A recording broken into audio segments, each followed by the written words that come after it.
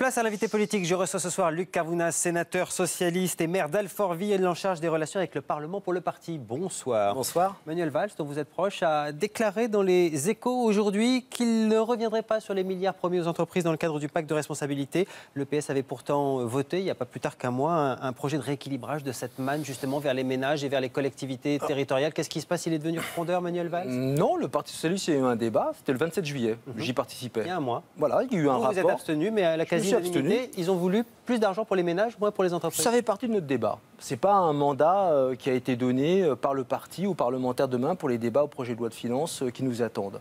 Il y a eu ce débat sur savoir de quelle manière, sur le pacte de responsabilité, on réemploierait quelques milliards pour le donner au pouvoir d'achat des ménages.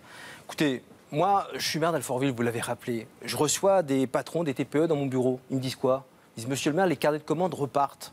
J'ai entendu quelques-uns de mes camarades, Christian Paul par exemple, qui disent sous le soleil rien de nouveau, voire même un blanc-seing au MEDEF. Mais de quoi nous parle-t-on? Encore heureux qu'on ne change pas le cap. Certes, la croissance était nulle au deuxième trimestre, mais sur le premier semestre 2015, elle a été de 0,7%, voire même plus élevée que ce qu'on avait estimé au premier trimestre. Oui, enfin, il y a eu des facteurs exogènes, vous le savez. Non, mais ce qui est important quand on est le chef de la majorité, quand on est le Premier ministre et qu'on est sous l'égide du Président de la République, à devoir mettre en place une politique de réforme structurelle. C'est pas de dire au moment où ça commence à fonctionner, il faut tout changer. Alors je vois bien... Même si le Parti socialiste le réclame, puisqu'il le réclame, le Parti socialiste. Ce n'est pas ce que j'ai entendu à ce débat.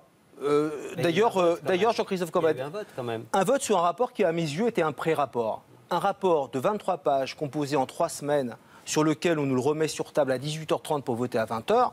Moi, je dis chapeau à mes collègues, camarades qui ont voté sans avoir lu le rapport. La motion majoritaire du parti qu'Emmanuel Valls avait signé, et s'il était écrit noir sur blanc... Vous savez, ce soir-là qui a le mieux défendu le texte majoritaire, vous avez raison, ce sont les élus qui ont signé les textes minoritaires. Donc les meilleurs défenseurs du texte majoritaire étaient ceux qui aujourd'hui représentent la minorité du parti.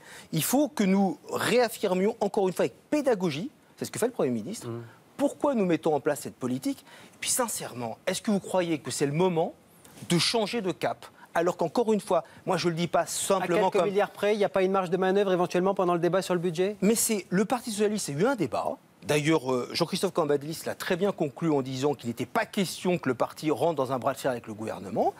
Le parti a posé un acte. Certains étaient d'accord, d'autres se sont abstenus parce que je pensais qu'il fallait continuer à discuter. Je n'ai pas fermé la porte, contrairement à d'autres. J'ai dit il faut continuer à creuser les choses, mais ça ne peut pas se faire de cette manière-là. Et puis encore une fois, moi, je ne veux pas que ce texte qui a été voté un 27 juillet devienne le 3e tour du Congrès de Poitiers. Les militants, ils ont tranché. Et que ça plaise ou que ça ne plaise pas à Christian Paul et à ses amis, ils ont tranché sur une motion qui disait qu'il faudrait plus d'argent pour les ménages et un peu moins pour les entreprises. Mais vous avez répondu ou pas d'ailleurs à cette question. On va essayer d'avancer un petit peu. Les frondeurs menacent de ne pas voter le budget si ça reste dans ces conditions-là. Ça vous inquiète pas? Ce serait extrêmement grave.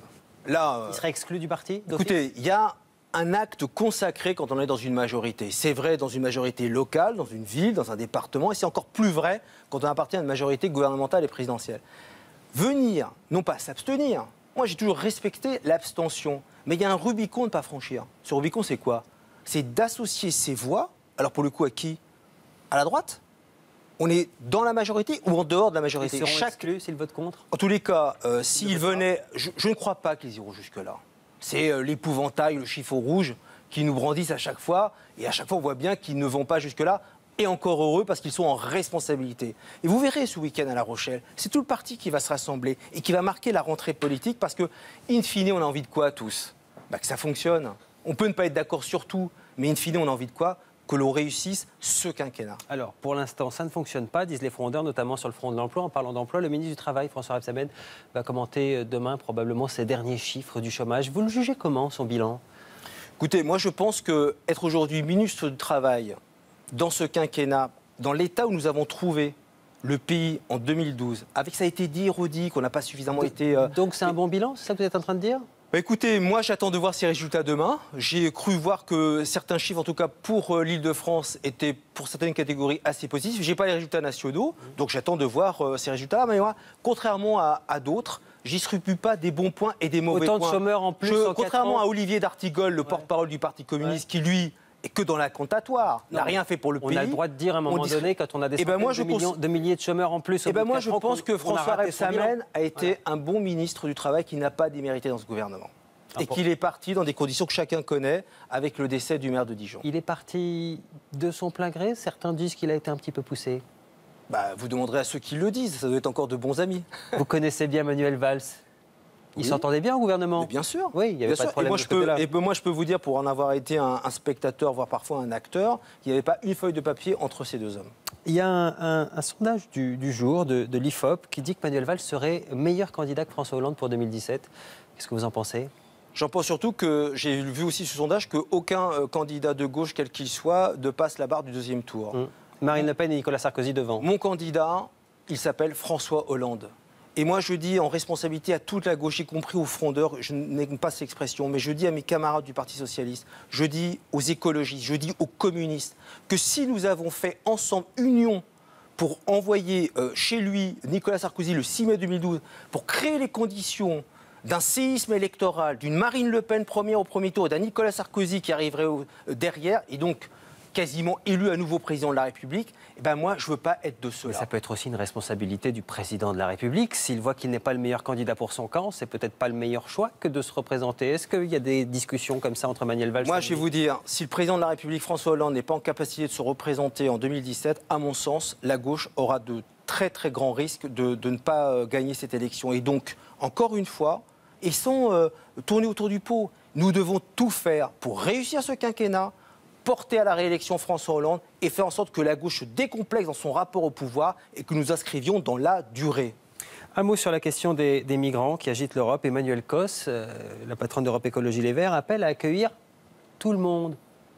Qu'est-ce que vous en pensez ? Je connais qu'on bien. en a les moyens, que la France en a les moyens. Je ne sais pas, elle doit être mieux renseignée que moi. Elle est chef de parti, elle n'est pas aux affaires. Donc si elle le dit, c'est que ça doit être vrai. Mais je ne le pense pas. Je ne pense pas que la France a les moyens d'accueillir tous les migrants, comme la Grèce n'a pas les moyens, comme l'Italie n'a pas les moyens. Je vois l'Angleterre qui ferme ses frontières, on voit après les résultats. Je pense que le président de la République, François Hollande, et Madame Merkel ont raison de dire que le problème doit être traité sur le plan européen. Après, nous devons effectivement trouver des solutions communes. Un dernier mot sur l'attaque du Thalys. Vous aviez demandé au lendemain de cette attaque une commission d'enquête parlementaire pour améliorer la sécurité à la SNCF. Vous allez la faire, elle va avoir lieu. Alors, une commission parlementaire plus une mission parlementaire, je pense que nous avons, c'est le rôle du Parlement. C'est le rôle des politiques de faire des propositions. Moi, j'entends certains qui ferment d'emblée la porte à toute hypothèse, y compris de portique. Les portiques dans les gares, vous êtes pour ? Écoutez, moi, je ne veux pas enlever cette hypothèse. Je vais vous dire une chose, M. Galzi. Si jamais celui qui aujourd'hui a été déféré comme terroriste avait décimé le train, vous croyez qu'on se poserait la question de portique ou pas de portique ce soir ? Elle aura lieu donc ? Quoi donc ? Cette commission d'enquête ? Écoutez, j'ai écrit à Gérard Larcher pas plus tard qu'aujourd'hui, donc j'attends sa réponse. Merci d'être venu répondre à nos questions. Merci. Vous restez avec nous à suivre la météo et le grand décryptage. On va revenir justement sur tous les détails de l'enquête concernant Ayoub El Kazani qui ont été donnés aujourd'hui par le procureur. À tout de suite.